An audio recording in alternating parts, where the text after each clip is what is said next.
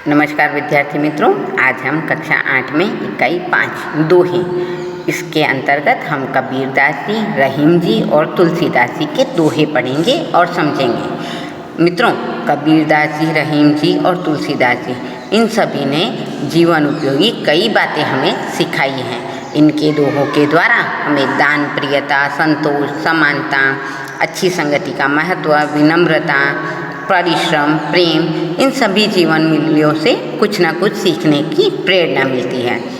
संत कबीर के बारे में जानकारी कुछ इस प्रकार से है कि संत कबीर 15वीं शताब्दी के कवि हैं। इन्होंने हिंदू और मुसलमानों को उनकी गलतियों के लिए बहुत डांटा है और दोनों को हिल मिल कर रहने का संदेश दिया है। तो इस तरह कबीरदास जी हिंदू मुस्लिम एकता का प्रदर्शन करते हुए नजर आते हैं। इसी तरह रहीम का पूरा नाम अब्दुल रहीम खान खाना है।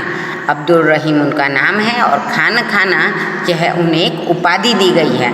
खान खाना का अर्थ होता है सरदारों का सरदार।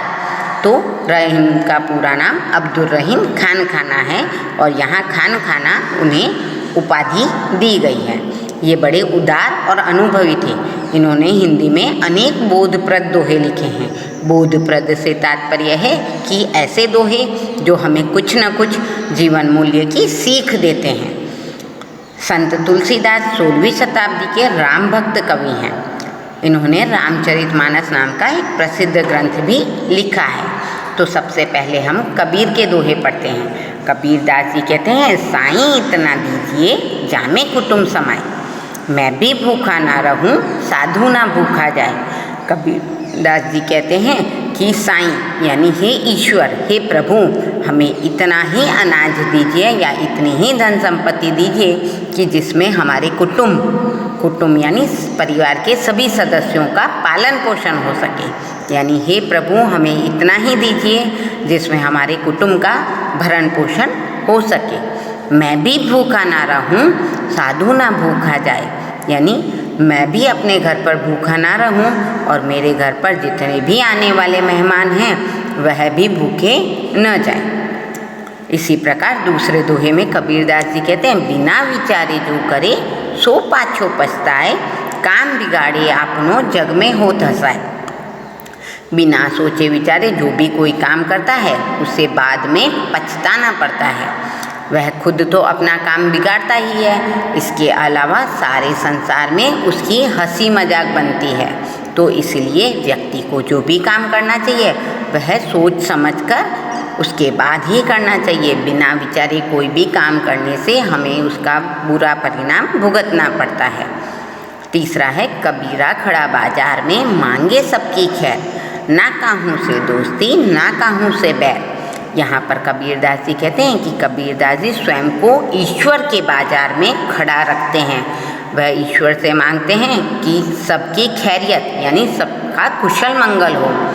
ना काहूँ से दोस्ती यानी वह चाहते हैं कि मैं किसी से ना तो दोस्ती रखूं और ना ही किसी से दुश्मनी रखूं। तो इस तरह कबीरदास जी बाजार में खड़े होकर ईश्वर से सबकी खैरियत यानी सबकी कुशलता मांगते हैं और वह कहते हैं कि मेरी ना तो किसी से दोस्ती हो और ना ही किसी से दुश्मनी हो। इसी प्रकार अगला दोहा है रहीमन यानी रहीमदास जी के। तो रहीमन वे नर मर चुके जे कहूँ मांगन जाही, उनसे पहले वे मुए जिन मुख निकसत नाही।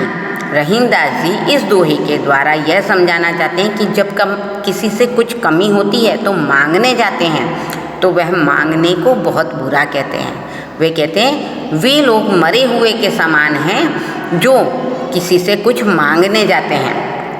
कई बार हमारे पास कोई वस्तु का अभाव होता है तो हम अपने मित्रों से या किसी से मांगते हैं। तो रहीमदास जी इस बात का विरोध करते हैं कि किसी से मांगना नहीं चाहिए। वे लोग मरे हुए के समान हैं जो किसी से मांगने जाते हैं और उनसे पहले वे मुए जिन मुख निकसत नाही, और उनसे पहले तो वे मरे हुए ही हैं।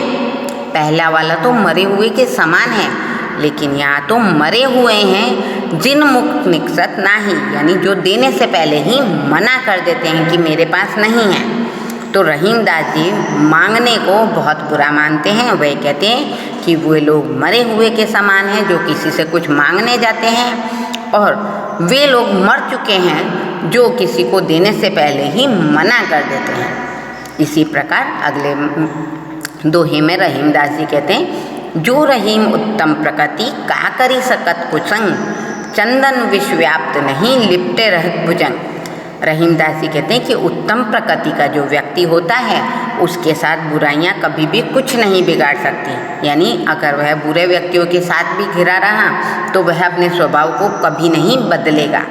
जिस प्रकार चंदन विष व्याप्त नहीं लिपटे रहत भुजंग, चंदन का पेड़ जो होता है वह शीतलता वाला होता है, यानी सबको शीतलता प्रदान करता है। तो शीतलता प्राप्त करने के लिए उस पेड़ के चारों ओर अक्सर सांप, अजगर वगैरह लिपटे हुए रहते हैं। उनका जहर भी चंदन की शीतलता को कुछ नहीं कर पाता है। तो भले ही चंदन का पेड़ सांपों, अजगरों से घिरा हुआ रहता है, लेकिन उसका विष चंदन पर कोई भी प्रभाव नहीं छोड़ पाता। तो उसी प्रकार उत्तम प्रकृति का जो व्यक्ति होता है वह बुरी संगत वालों के साथ रहकर भी कभी अपनी उत्तम प्रकृति को नहीं छोड़ता है। इसी प्रकार रहीमदास जी अगले दोहे में कहते हैं, बड़े बड़ाई न करे बड़े न बोले बोल, रहीमन हीरा कब कहे लाख टका मेरो मोल। रहीमदास जी कहते हैं कि जो बड़े लोग होते हैं, बड़े लोग यानी पैसे से बड़े नहीं, जो गुणों से भरे यानी सज्जन लोग होते हैं, वो कभी अपनी बड़ाई खुद नहीं करते हैं। बड़े ना बड़ाई करे बड़े ना बोले बोल, वैसे ही वो कभी गप्पेबाजी यानी फालतू की बातें भी नहीं करते हैं। जिस प्रकार रहीमदास जी कहते हैं कि एक हीरा क्योंकि कितना महंगा होता है, तो क्या कभी हीरा कभी स्वयं कहता है कि मेरा लाख टके का मोल, यानी मैं लाखों रुपयों का हूँ? नहीं, यह तो जो हीरे की परख जानता हो, यानी जो जौहरी है वही समझ सकता है कि हीरा कितना महंगा है। तो उसी प्रकार जो सज्जन व्यक्ति होते हैं वो कभी भी अपनी बड़ाई स्वयं नहीं करते हैं और कभी भी बड़े बोल नहीं बोलते हैं। वह अपना कार्य कर और अपना ध्यान धरते रहते हैं।